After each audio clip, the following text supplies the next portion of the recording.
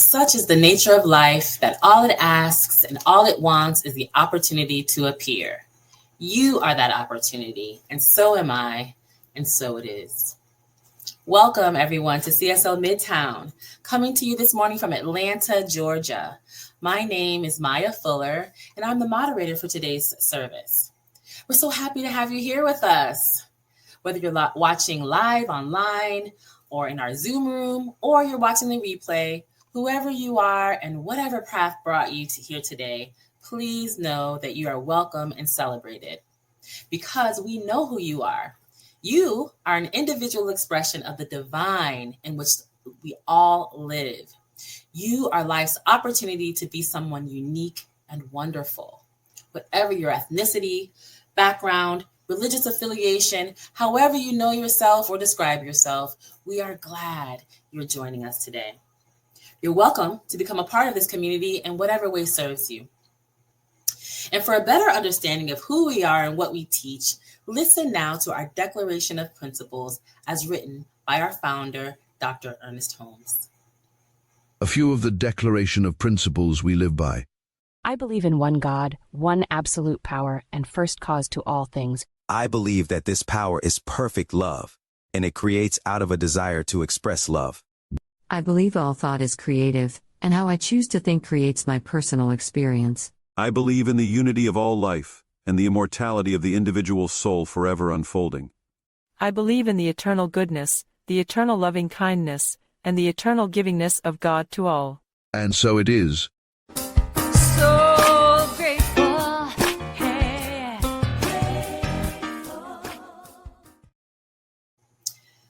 A practitioner is someone who has demonstrated the ability to use spiritual practice and spiritual laws to bring about great changes in their lives. They have demonstrated that they know how to bring about these changes in others when asked as well. Licensed by Centers for Spiritual Living, they're available to you to provide spiritual guidance and support in those areas where you are looking for assistance. You may contact them through the website cslmidtown.org. Today, we have one of our wonderful practitioners with us to share good ideas and an affirmative prayer called Spiritual Mind Treatment. Welcome the practitioner for this morning, Norma Roberts.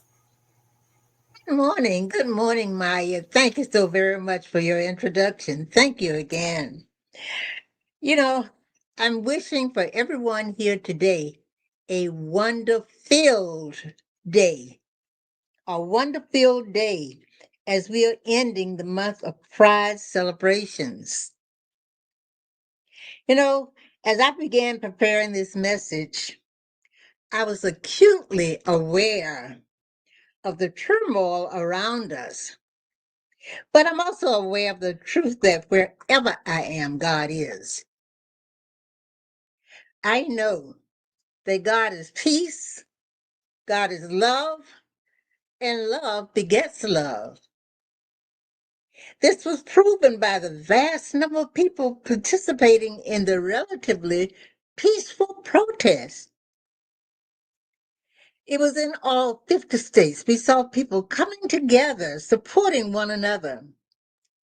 Many individuals have faced opposition and prejudice, including legislation that impacts their freedom and their rights.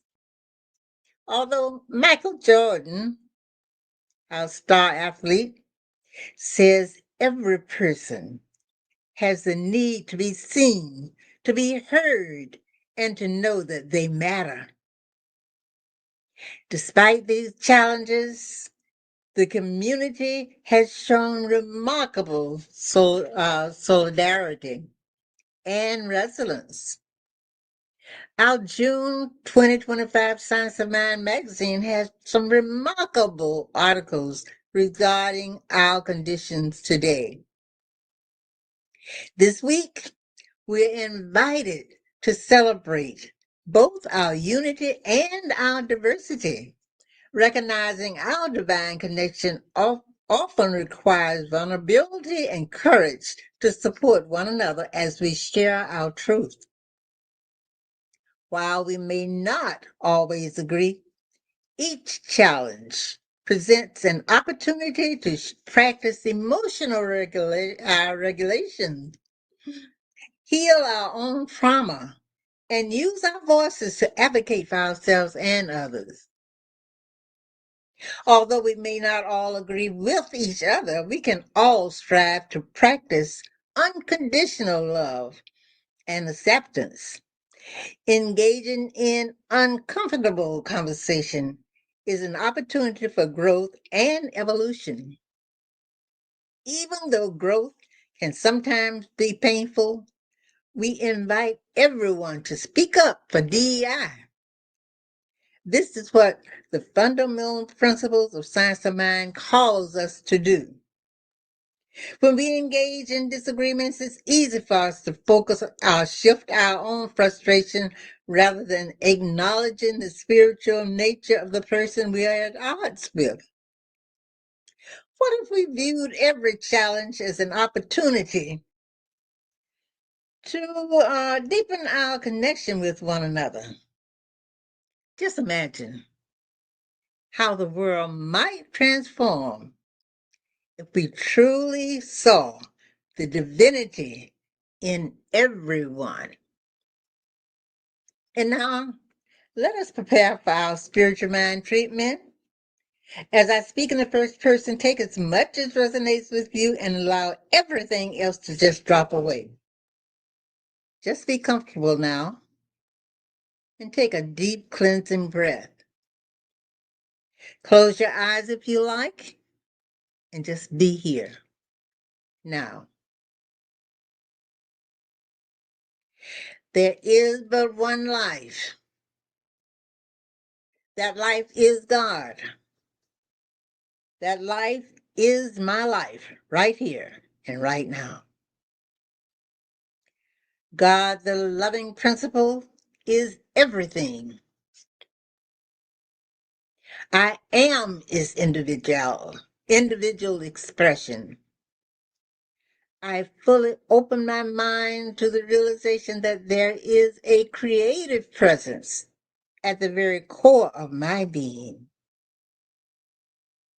I know I am connected to the source of all life. I discipline myself to nurture my consciousness upward with powerful, life-affirming thoughts. My nature is spiritual. My demonstration is physical. I move through my days with a sense of peace, taking conscious charge of the choices I make, and the results demonstrate. I love myself. The way I am becoming. In this awareness,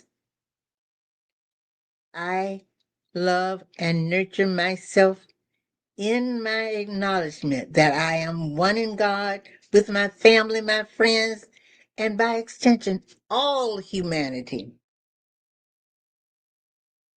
It is now with great gratitude that I know wherever I am and whatever I'm doing, I am supported by divine consciousness. Divine mind guides and governs every person, everywhere, now and forevermore. And I awaken to the joy of life as I express love and happiness. Life is good, and I am truly blessed. In joyous celebration, I release my word to law.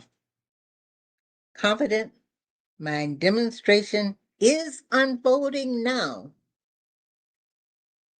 It is done. I let it be so, and so it is. Our speaker today is a respected leader and teacher in the New Thought movement with more than 35 years of experience in spiritual study and practice. She's the author of over a dozen books, including Stained Glass Spirit, becoming a spiritual community where oneness does not require sameness. She currently serves on the Global Leadership Council for Centers for Spiritual Living and has previously served on the boards of the Science of Mind Foundation and its Camp Cedar Ridge. She has been recognized with an honorary doctorate from CSL and is the only practitioner ever to receive the Ernest Holmes Award. Beyond CSL, she works nationally with organizations to help them reach their inclusion goals. And in her spare time, she's a passionate roller skater. Speaking on the talk titled, "And We're Still Together," please join me in welcoming Dr. Tracy Brown. Welcome. Thank you so much. And we are still together. We are different races and ages, and we are still together. We have different gender identities and gender expressions, and we are still together. Our ancestors come from different countries, and we are still together. My neighbors speak different languages, and we are still together. My hobbies are different from yours, and we are still together. We believe in and honor different religions. We're still together. We may choose to vote for politicians from different political parties, and we are still together. Our children are a different generation with different values and different ideas, and we're still together. We work in different professions and different times of day and different expectations, and we're still together. The ways we learn and process information are different, and we're still together. We are still together, expressing, expanding, and evolving life. We are still together, despite unending efforts to separate us.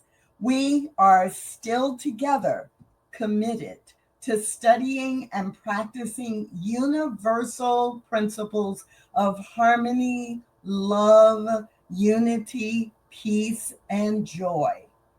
We are still committed. We are committed to love. Whew. As I was preparing for this time of us being together, the words I just shared came to me because I began to think about what does it really mean to and still be together, right? Because so many things around me, and probably you too, try to constantly tell me that we need to be separate from one another, that there is a power hierarchy, that there are different levels and we're not together, we're individual identity groups and all of them are at war with each other. But that is not the truth. And I was just in the previous 15 minutes reminded by the music and by Norma's beautiful spiritual mind treatment that we get to choose. We get to choose whether or not we attach ourselves to separation and division, or whether we choose instead to be together. So this month, throughout Centers for Spiritual Living, the global theme, as you probably know, is in living color. And many of our member communities around the globe are joining us as we focus this week on we are still together. And so for me, that basically goes back to a belief that is so strong within me that diversity is a divine idea, meaning it is an idea of the divine. It is an idea of the creator that has created all of life. It is a divine idea, an absolute idea that has nothing to do with choosing it. We don't choose diversity. Diversity has been created by the creator. creating different kinds of people and different environments and different identities, that it's a divine idea. But too often I have heard people within CSL who study and practice science of mind say things like, well, Tracy, if we believe in oneness, why do we even need to talk about diversity? Maybe you've asked that question. Maybe you've been asked that question. But in general, people who ask this question are confusing oneness with sameness. They are not the same. Oneness represents our connection with the source that has created us. I am of that one, and everything and every person, but all of creation that has been created by this one source of life experiences oneness with that source. Sameness would mean that every one of us was exactly the same. So we share in common our source of life, but Ernest Holmes reminds us that the universal mind creates all knowledge and is ever expanding. Spirit experiences life through each one of us. No two of us is the same. Repeating, Ernest Holmes, quote, "The universal mind contains all knowledge and is ever expanding. Spirit experiences life through each one of us, and no two of us are the same." End quote. But even if you understand that, you may still be unclear about why we, within Centers for Spiritual Living, are deeply committed to building spiritual communities where oneness does not require sameness. And what I hope to share with you through my comments today are some of the basics that you can take in if you don't already know them, so that you can respond anytime you are asked that question. Or if you already know them, that you, like me, are being reminded in this time we share together today that our commitment to being inclusive and to valuing the diversity that is in humanity, it's not about being politically correct. It is not about pushing a partisan agenda. It is completely about recognizing the face of God in every person and then practicing unbound love in our actions, not just our words. So I believe diversity is a divine idea. It is not an accident. And one of the things that I actually have on the wall in my bathroom so that I'm reminded every day is a quote from my book, Stained Glass Spirit, Becoming a Spiritual Community Where Oneness Does Not Require Sameness. Here's the quote. "Ignoring the beauty and value and uniqueness of different types of people is the equivalent of ignoring God and refusing to see all the ways that God shows up as humanity. We don't do that with dogs. We don't do that with flowers. We don't do that with the trees or clouds or spices or nature or art. So why would we do it with humans?" End quote. Ignoring the beauty and value of uniqueness of different types of people is equivalent to ignoring God and refusing to see all the ways God shows up as humanity.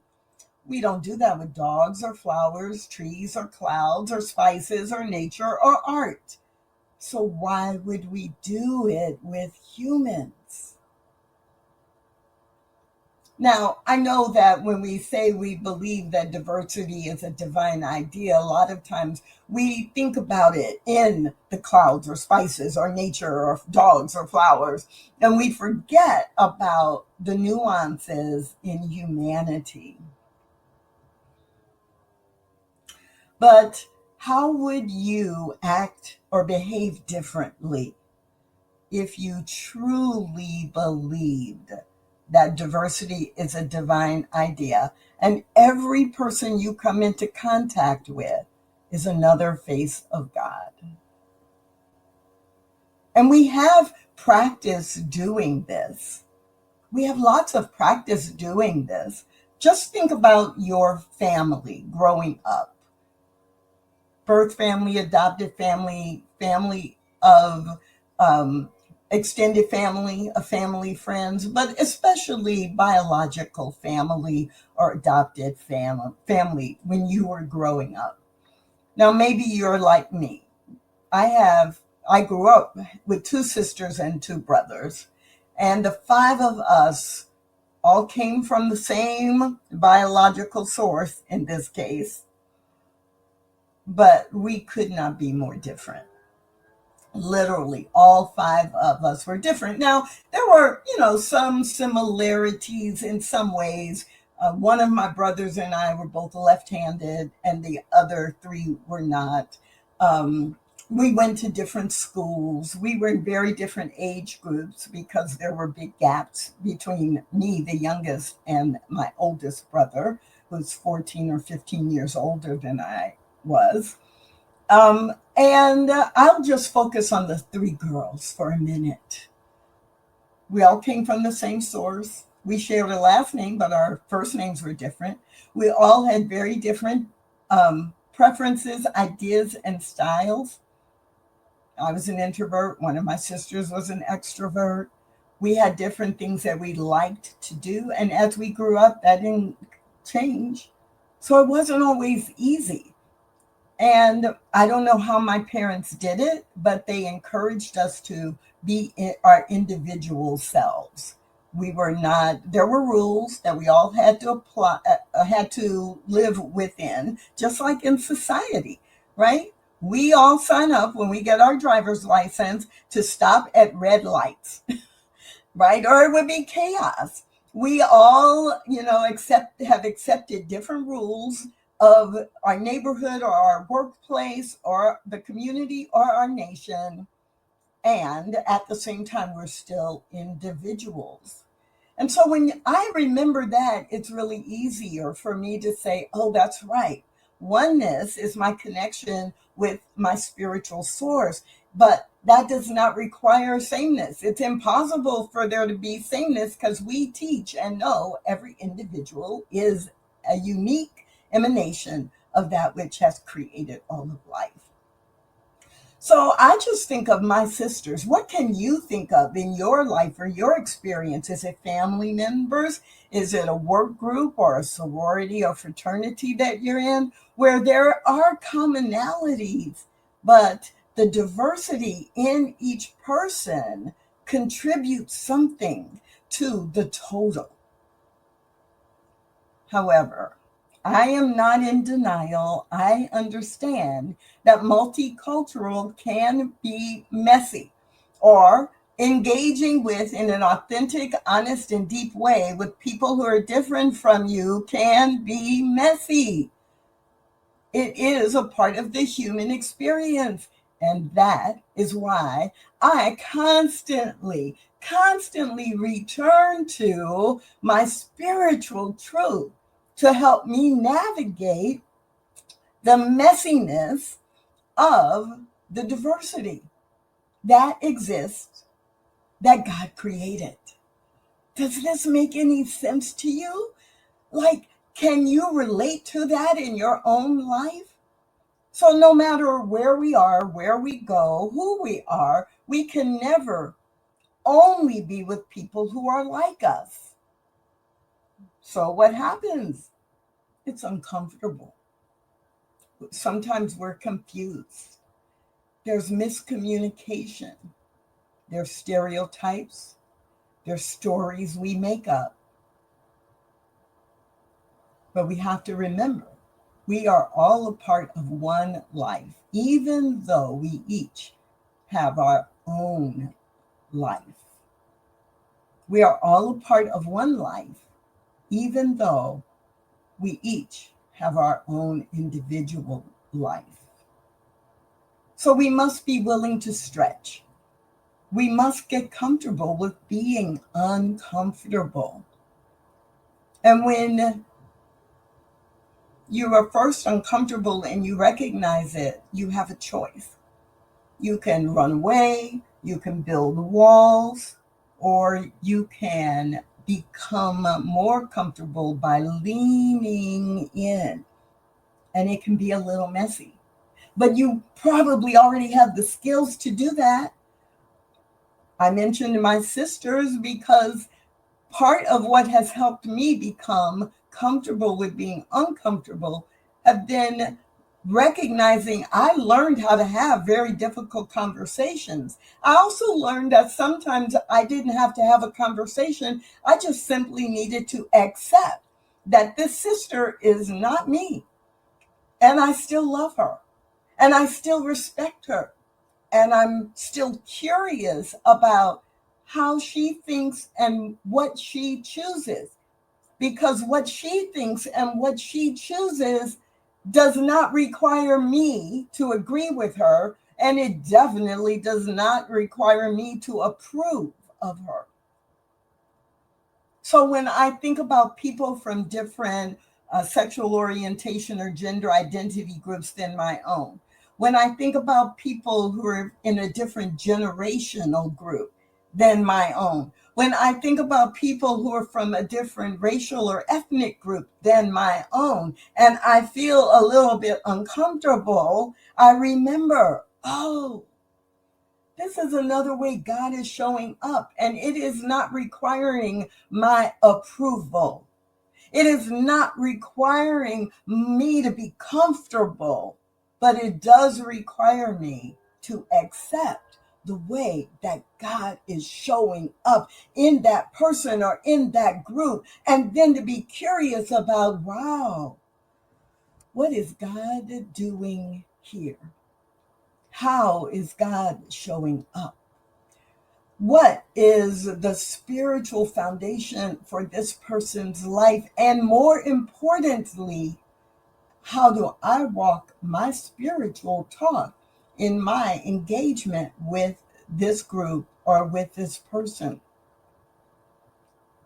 Because bottom line, if we want to be inclusive, when we are in situations where we can show up and say, and we are still together, no matter the odds. We are still together, no matter that we're different from one another. We are still together, even though I don't always understand where this person's coming from. We are still together, being in a spiritual community that practices science of mind out in the real world. If I want to be able to say any of that, then I have to remember that inclusion requires action,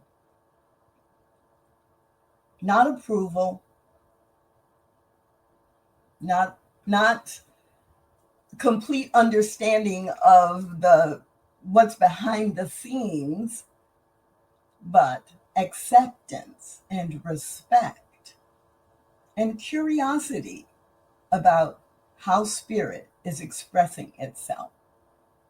That's what's required if we want to be able to say, no matter what, we are still together.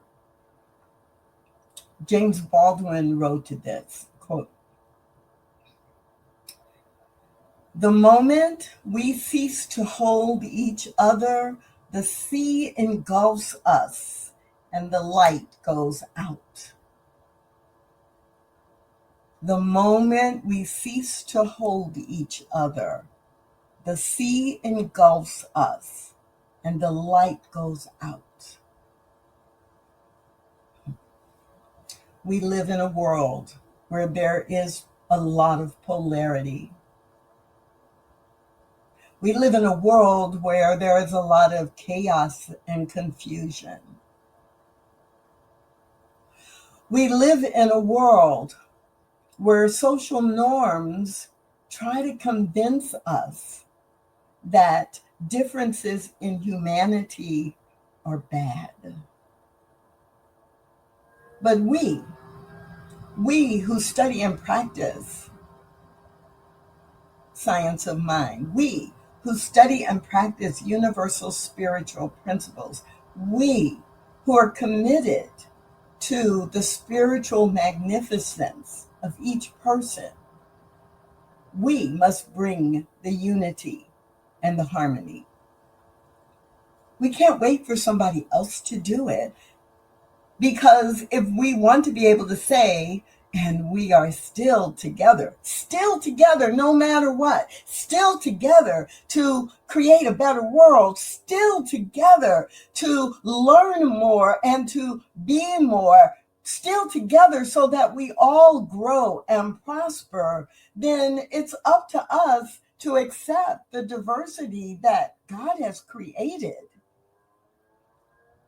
on purpose, and to demonstrate the spiritual attributes or characteristics that lead to the expression of unity and harmony, to be the example of love in our communities. And maybe like you, maybe like me, you can go to your family for an example of how many times you have forgiven, how many times you have gone to bat and really taken really strong action to protect your sister or brother, your cousin, your niece, your child. Because love is not just quiet and sweet and, oh, honey, I love you so much. It's not just that.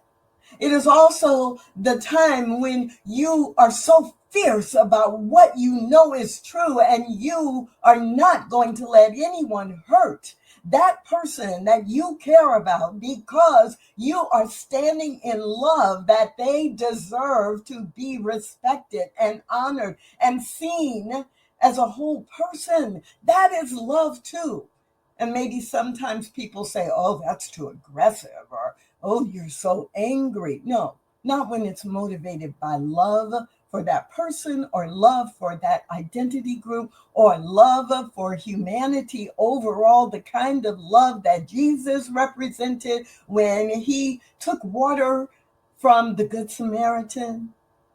It is the kind of love that is represented when you stand up or go to, maybe you were at the march that Norma talked about, that was peaceful. That was peaceful because it was taking a stand for love and respect, not a stand against polarity. But those two things cannot exist in the same place and time. So you replace the polarity with love. When you are committed by, and your movements and actions are driven by creating love or harmony or unity, then anything unlike it must dissolve, must be eliminated. So you don't have to fight that. You must stand for whatever it takes so that we all can be saying about our family, birth and otherwise, our family of humanity, if we want to really be able to say, and we are still together. It takes action. So I'm really aware that this week, this entire month, with the theme in living color within Centers for Spiritual Living, and this week, as we make a firm, solid, unbreakable commitment to live in a way that allows us to say, and we are still together no matter what, then we must remember three things. One, diversity is a divine idea. And if that's a new thing for you, then I invite you this week to be thinking about, what does that really mean? And if I believed that, would some of my stereotypes and judgments about different groups of people begin to fade away? 2, multicultural can sometimes be messy. So it's time for me to be comfortable being uncomfortable, because that place, when I step outside of my comfort zone, it's my growing zone or my learning zone. And as I learn more, my comfort zone begins to expand. Think back. If you did not grow up in the science of mind teaching, think back to when you first began to get involved. When you took that first Science of Mind 100 class or Foundations class, think back to that time when you were uncomfortable because it was information you didn't have before. You were uncomfortable when your friends or family said, "What church are you going to?"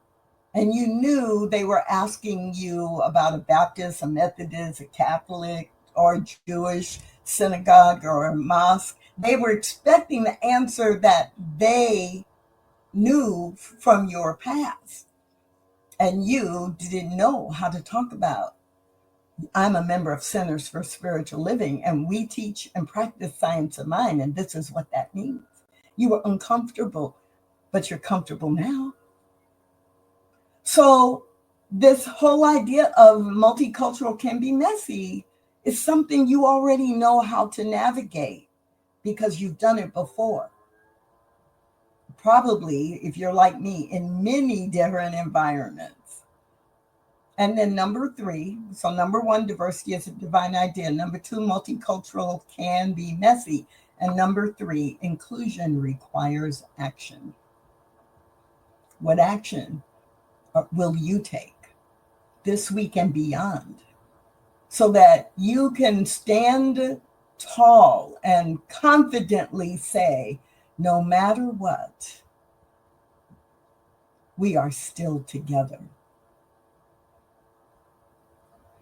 In the global themes suggestions for this week, the author of the notes and outlines for this month, Reverend Casey Taylor from Oklahoma City, wrote these 2 paragraphs.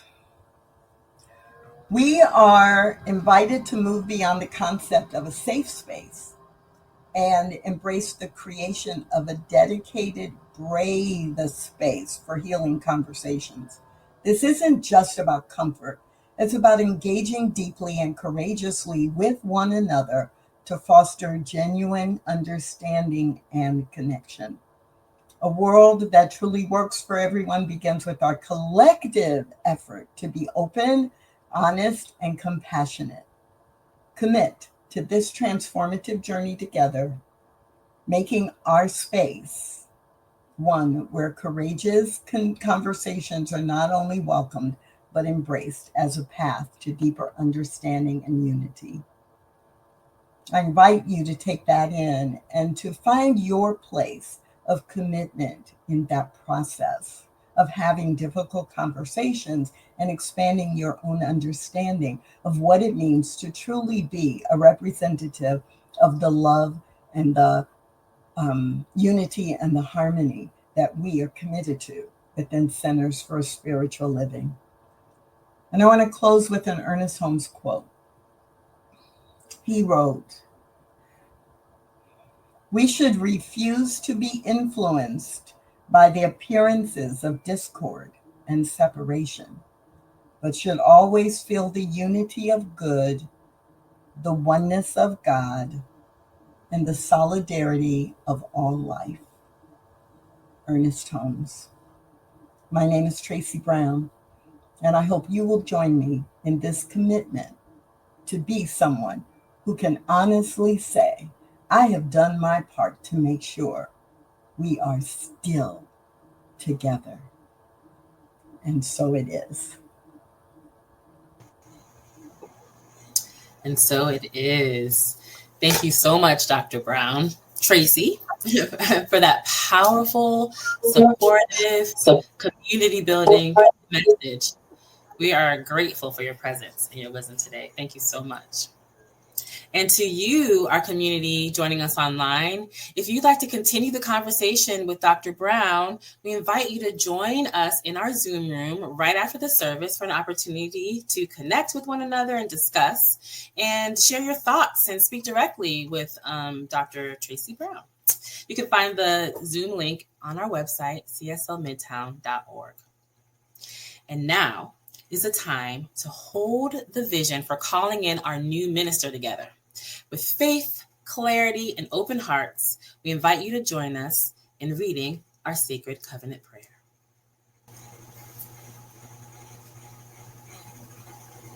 Or know that I am one with all of its blessed expressions, which includes the presence of a new minister for my beloved spiritual community. Because I know that the highest purpose of my new minister is to express Spirit, I therefore know that my new minister is a revelation of Spirit as principle. I further know that my new minister is the fulfillment of that which has been promised by God. For it is written, principle is not bound by precedent. It operates according to law, and it is always available to those who are willing to align themselves with it. As I stand in agreement with my beloved community, I see my new minister before me as inspiring spiritual oneness through wisdom, love, and authenticity. I now intend to experience my new minister in full cooperation and agreement with my community, knowing this truth about myself, for I am inspired to live as love in the expression of principle. I am awakening the wisdom within me by clearly communicating the principles of universal truth. I am a conduit of divine love, wisdom, and healing energy, recognizing the inherent wholeness within all beings. I am offering teachings, classes, and mystical studies grounded in spiritual principles to cultivate inner wisdom, personal transformation, and empowered living. I am extending the love, compassion, and transformative power of Spirit into the wider community, fostering connections that heal, uplift, and support individuals in their unique journeys. As I now accept the highest expression of a new minister into my life, I know that they will be revealed in a way that will express Spirit and serve the highest and greatest good of all who are touched by their presence. I am grateful God is gracious, and so it is. So it is. Now is the time in our service when we turn to the spiritual practice of giving, participating in the sacred flow of circulation.